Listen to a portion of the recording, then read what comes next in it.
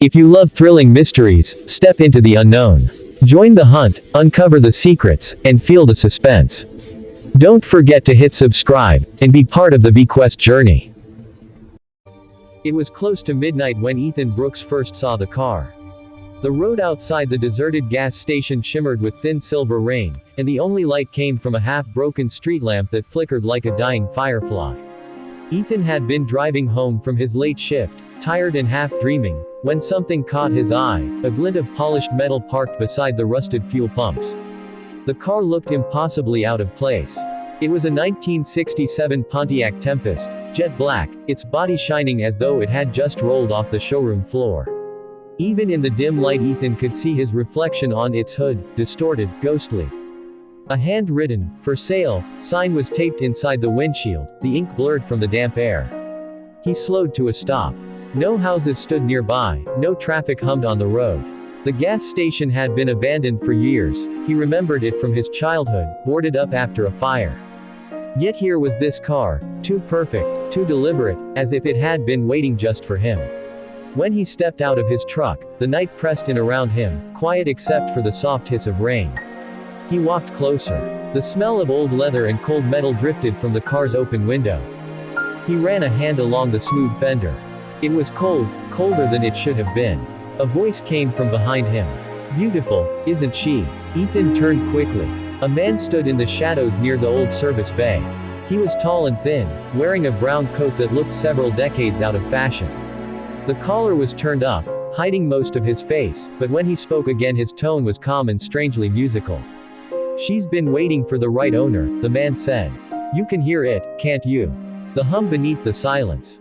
Ethan frowned. "How much are you asking?" The stranger smiled faintly. "No price. She only asks that you listen." Ethan laughed uneasily, thinking the man must be joking, or drunk. Still, something in the stranger's eyes held him. They were pale, almost silver, and there was a kind of emptiness behind them that made Ethan's stomach tighten. "I can't just take it," Ethan said. "At least let me give you something." The man stepped forward, placing a set of keys into Ethan's palm. The metal was icy. "Take her," he whispered. "Just take care of her. She'll take care of you, too." Before Ethan could reply, the man turned and walked toward the edge of the lot. A gust of wind rattled the loose metal signs. When Ethan looked up again, the stranger was gone, as if swallowed by the darkness. He hesitated only a moment longer before opening the driver's door. The interior smelled faintly of perfume and cigarette smoke. The seats were black leather, spotless, untouched by time. When he turned the key, the engine purred to life with a smoothness that didn't belong to a car this old. "Wow," he murmured. "You've still got it." He started down the empty road, the headlights cutting through the rain. The car handled beautifully, hugging every turn as though it knew them by memory. For a moment Ethan felt exhilarated, like he'd stumbled upon a forgotten treasure. Then the radio crackled. At first it was just static, soft and distant. He turned the dial, hoping to find a station, but every frequency whispered back the same strange rhythm, like breath against glass. And then, beneath the static, a faint voice murmured. "Greater than, you can't escape the road, you can't escape me." Ethan froze. The words were clear, too clear. He switched the radio off, hard hammering, and drove the rest of the way home in silence. He told himself it was just interference from the storm. But as he parked in his driveway, he thought he saw something move in the rearview mirror, a shape in the back seat that wasn't there when he turned around. He laughed it off nervously and went inside. The next morning, sunlight streamed through the kitchen window. The storm had passed. But when Ethan stepped outside with his coffee, the car's headlights were on, glowing dimly though he'd removed the keys. He opened the door to turn them off. The moment he sat down, the radio switched itself on again, whispering through the static. "Greater than, drive, to where it ended." Ethan slammed the door and backed away. The keys were still in his pocket. His dog, Max, stood on the porch, growling low, the fur along his back bristling. For the first time, Ethan noticed that the car's paint wasn't just black, it seemed to shimmer, as though something moved beneath the surface, like smoke trapped under glass. That night he dreamed of a fog-covered road, of screeching tires and a woman's scream echoing through the dark. When he woke, the car keys lay on his nightstand, though he remembered leaving them downstairs. Something was wrong with the car. And deep down, Ethan knew it hadn't chosen him by accident. Ethan couldn't sleep after that night. Every time he closed his eyes, the whispers returned, soft, pleading, and full of pain. He told himself it was stress, or maybe guilt from taking a car that wasn't properly bought. But deep down, something gnawed at him. By the third day, the strange things had grown worse. His phone died whenever he stepped near the car. The house lights flickered when he passed the window. And once, when he touched the door handle, a low woman's voice whispered from inside, "You left me there." He yanked his hand away and stumbled back, breathing hard. That was when he decided to find out who the car had belonged to. The local DMV office was nearly empty when he arrived. The woman behind the counter, wearing thick glasses and a polite smile, asked for the registration papers. Ethan handed her the crumpled form he'd found in the glove compartment. She typed for a while, her brow furrowing deeper with each click. Then she frowned. "That's strange." "What?" Ethan asked, trying to sound casual. "This VIN number," she pointed at her screen, "belongs to a car declared destroyed 20 years ago. A total loss. It shouldn't even exist." Ethan felt the chill of the air conditioner crawl down his spine. "Destroyed? In what?" She hesitated, then said quietly, "An accident. A woman named Lydia Moore. Died instantly. Drunk driver hit her head on just outside town." Ethan's throat went dry. "Who was the driver?" The woman scrolled down, reading the faded report. Then she looked up with confusion. "It says here, Ethan Brooks." He blinked at her, stunned. "That's my name. But that's impossible. I was a kid back then, I wasn't even driving." She gave a helpless shrug. "Maybe someone with the same name. But this car should have been scrapped. Are you sure you didn't buy it from a collector?" Ethan shook his head, muttering a thank you, and left. His reflection in the DMV glass door looked pale, ghostly. What were the odds? The same name. The same car. And that whisper that felt like someone knew him. That night, the rain returned. Ethan sat in the living room, staring out the window at the black car gleaming under the streetlight. The air felt charged, like before a thunderstorm. Then, faintly, the radio inside the car came on by itself. Through the static, a woman's voice emerged. Soft. Shaking. "Greater than, you left me there, Ethan, you didn't stop." He froze. The voice wasn't angry, it was sad, full of broken longing. He grabbed his jacket and rushed outside. "Who are you?" he shouted into the rain.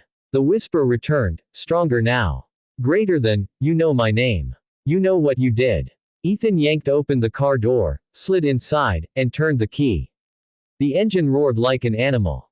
Waking up. The dashboard lights flickered wildly, glowing blood red. "Stop it!" he yelled, slamming the radio off. But the doors locked with a loud click. The seatbelt whipped across his chest, tightening until it hurt. The steering wheel turned on its own, tires screeching on the wet pavement. The car shot forward, headlights slicing through the storm. Ethan gripped the wheel, trying to regain control, but his hands passed through it, it felt like smoke. He screamed as the car sped down the old county road, twisting through the darkness. The trees on either side blurred. In the rearview mirror, a shape appeared, a woman, pale and wet, her hair plastered across her face. Her eyes met his, cold and sorrowful. "Greater than, you killed me," she whispered. "Now I'll drive you to the end." Lightning cracked overhead, and the car surged faster. Ethan tried to hit the brakes, but the pedal sank uselessly under his foot. "Please," he shouted. "I don't know you." The whisper grew louder, surrounding him, echoing inside his skull. The headlights illuminated a broken guardrail ahead, one twisted and rusted, as if from an old crash. The car screeched to a stop right at the edge of the drop. Heart pounding, Ethan stumbled out into the rain. The wind howled through the trees. Below, the ravine disappeared into darkness. He turned back toward the car, his voice shaking. "Why me? Why show me this?" For a long moment, only the rain answered. Then, from the car's open window, came the faintest whisper, no longer filled with anger, but something like truth. "Greater than, because you carry his name, his blood, his guilt." Ethan froze. The whisper continued, almost tender now. "Greater than, he didn't stop that night, Ethan. He ran. He left me to die. Your father took my life. And now his sin drives through you." Thunder rolled across the sky as the car's headlights dimmed. Ethan stood in the rain, shaking, unable to breathe. His father, the man he barely remembered, had caused all this. The pieces fell into place. His father had shared his name, his reckless nature, his drinking. He must have been the one who killed Lydia Moore in that crash 20 years ago. The car wasn't haunted by random chance, it was seeking justice, following the bloodline. The radio flicked one last time, Lydia's voice fading into static. Greater than, set me free. Then the engine went silent. Ethan sank to his knees, soaked and trembling. Lightning flashed across the ravine, illuminating the broken road, the twisted railing, the ghosts of that night long past. He now knew what he had to do: find the truth, uncover the full story, and end the curse that bound Lydia's spirit to the whispering car. Morning crept in slowly, dragging a pale light across the clouds. Ethan hadn't slept. He sat at his kitchen table, staring at the car keys resting in front of him. Every so often, they'd tremble slightly, as if touched by an unseen hand. He knew what he had to do. The voice from the night before had said it clearly: set me free. But how? The answer seemed to lie where it had all begun, at the old crash site. The road was eerily quiet that morning. Fog rolled over the hills in long, curling tendrils, softening the world into shades of gray. The black Pontiac Tempest moved like a shadow through it, its engine humming low, almost like a heartbeat. Ethan gripped the wheel tightly as he followed the cracked asphalt toward the ravine. The car felt different today, not angry, not haunted. Just waiting. When he finally reached the spot, he parked near the broken guardrail. The air was thick and heavy, the silence pressing on his ears. Down below, through the mist, he could see pieces of twisted metal glinting faintly in the mud. He climbed down carefully, his boots sliding on the wet grass. At the bottom, the wreckage came into view, the rusted remains of a car, crushed and forgotten by time. Its paint, once black, now faded to brownish gray, peeled in long, curling strips. He ran his hand across the hood. A faint whisper brushed his ear. Greater than, you remember this road. Ethan froze. The air grew colder. He knelt beside the car, his breath fogging in the air. Something half buried in the dirt caught his eye, a small locket, the metal dulled but still intact. He opened it. Inside was a faded photo, a young woman smiling beside a little boy with curly hair. The initials LM were engraved on the back. Lydia Moore, he murmured. And, your son. The wind stirred around him, carrying a soft, almost grateful sigh. Greater than, he never came back, the whisper said, close now. He left me to die. My boy never knew what happened. Ethan swallowed hard. I'm sorry. He was my father. But I'm not him. Greater than, then finish what he couldn't face. The whisper faded, but the car on the hill above flickered its headlights once, as if agreeing. Ethan spent the rest of the day digging through town records, searching online archives, and finally visiting the old farmhouse listed as Lydia Moore's last known address. The road to the farmhouse was narrow, lined with bare trees that looked like bones stretching toward the sky. When he arrived, a frail woman stepped out onto the porch. Her hair was snow white, her eyes a cloudy gray that still held sharpness beneath the years. Can I help you? She asked softly. Ethan hesitated. You're Mrs. Moore. She nodded. He gestured toward the car parked by the fence. I think I have something that belonged to your daughter. The woman's eyes widened when she saw the Tempest. Her lips trembled. That car, that's impossible. Ethan told her everything, how he'd found it, the whispers, the accident, the truth about his father. He placed the locket in her trembling hands. Tears welled in her eyes as she opened it. I gave her this before she left that night, she whispered. She said she was finally going to tell the man she loved that she was pregnant. But she never came back. She looked up at Ethan, her voice breaking. Your father, he never even called the police. He left her to die out there. I've waited 20 years to hear someone speak her name again. Ethan's chest tightened. She's been trying to come home. The old woman nodded slowly, tears glistening on her cheeks.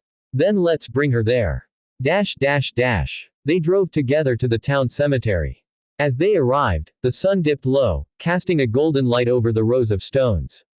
Ethan parked beside a weathered headstone marked Lydia Moore, 1974-2004. The car's engine hummed softly, the radio flickering with gentle static. Then Lydia's voice came through. No longer cold or angry, but calm, at peace. Greater than, thank you, Ethan. The road ends here. Ethan's throat tightened. I'm sorry for what he did. Greater than, you made it right, the whisper breathed. Now I can rest. The headlights dimmed, one by one, until the car fell silent.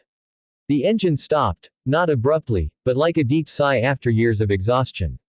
Mrs. Moore pressed her hand against the hood, whispering, welcome home, my darling. For a long moment, nothing moved. Then a soft breeze stirred the grass around the grave, and Ethan could have sworn he saw a faint shimmer of light rise from the car, like dust caught in sunlight, before it vanished into the air. Weeks passed. Ethan sold his house, packed his things, and moved out of town. He never drove another car again. But sometimes, when the night grew quiet and the wind carried that same cold whisper, he'd look out the window and see a black 1967 Tempest parked across the street. Its headlights would flicker once, almost like a farewell, before it disappeared into the mist. And Ethan knew that somewhere on that endless, fog-covered road between life and death, Lydia Moore was finally free. And the whispering car had found peace.